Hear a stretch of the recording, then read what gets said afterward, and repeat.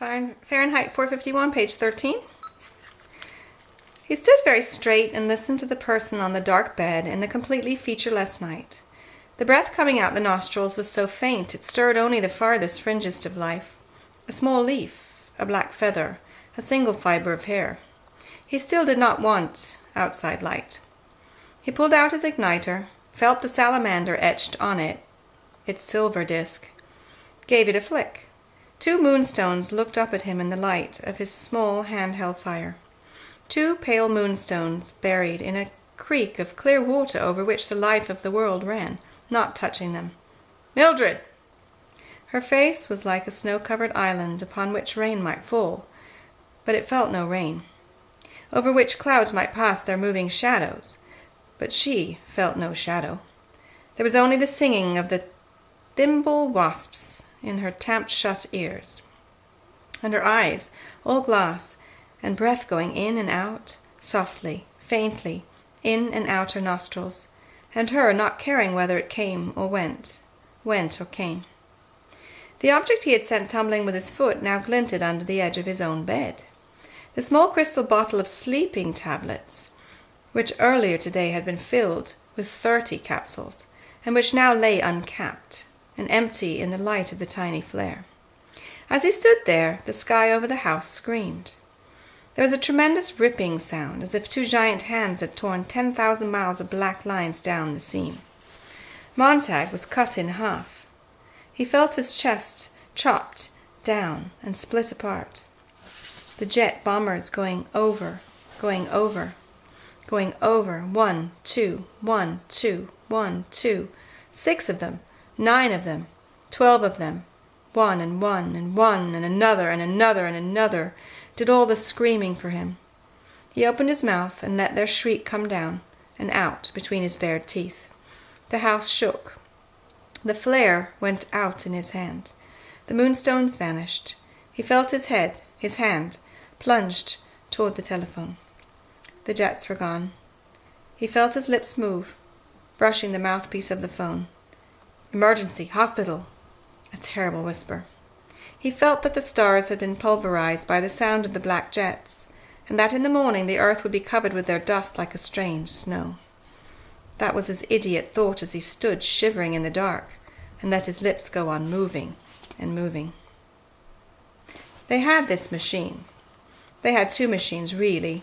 One of them slid into your stomach like a black cobra, down, an echoing well, looking for all the old water and the old time gathered there. It drank up the green matter that flowed to the top in a slow boil. Did it drink of the darkness? Did it suck out all the poisons accumulated with the years? It fed in silence with an occasional sound of inner suffocation and blind searching. It had an eye. The impersonal operator of the machine could, by wearing a special optical helmet, gaze into the soul of the person whom he was pumping out. What did the eye see? He didn't say. He saw, but didn't see what the eye saw. The entire operation was not unlike the digging of a trench in one's yard. The woman on the bed was no more than a hard stratum of marble they had reached. Go on, anyway. Shove the bore down. Slush up the emptiness, if such a thing could be brought out in the throb of the suction snake. The operator stood smoking a cigarette. The other machine was working too. The other machine operated by an equally impersonal fellow in non-stainable reddish-brown coveralls. This machine pumped all of the blood from the body and replaced it with fresh blood and serum. "Gotta clean 'em out both ways," said the operator, standing over the silent woman. "No use getting the stomach if you don't clean the blood. Leave that stuff in the blood and the blood hits the brain like a mallet. Bang! A couple thousand times, and the brain just gives up, just quits." "Stop it," said Montag. "I was just saying," said the operator. "Are you done?" said Montag. They shut the machines up tight. "We're done." His anger didn't even touch them. They stood with the cigarette smoke hurling around their noses and into their eyes without making them blink or squint. "That's $50. First, why don't you tell me if she'll be all right?" "Sure, she'll be okay. We got all the mean stuff right in our suitcase here. We can't get at her now. As I said, you take out the old and put in the new. And you're okay. Neither of you is an MD. Why didn't they send an MD from emergency? Hell, the operator's cigarette moved on his lip. We get these cases 9 or 10 a night. Got so many starting a few years ago, we had the special machines built. With the optical lenses, of course. That was new. The rest is ancient. You don't need an MD. Case like this, all you need is 2 handymen. Clean up the problem in half an hour. Look. He started for the door. We gotta go. Just had another call. On the old ear thimble. 10 blocks from here. Someone else just jumped off the cap of a pillbox. Call if you need us again. Keep her quiet. We got a contra sedative in her.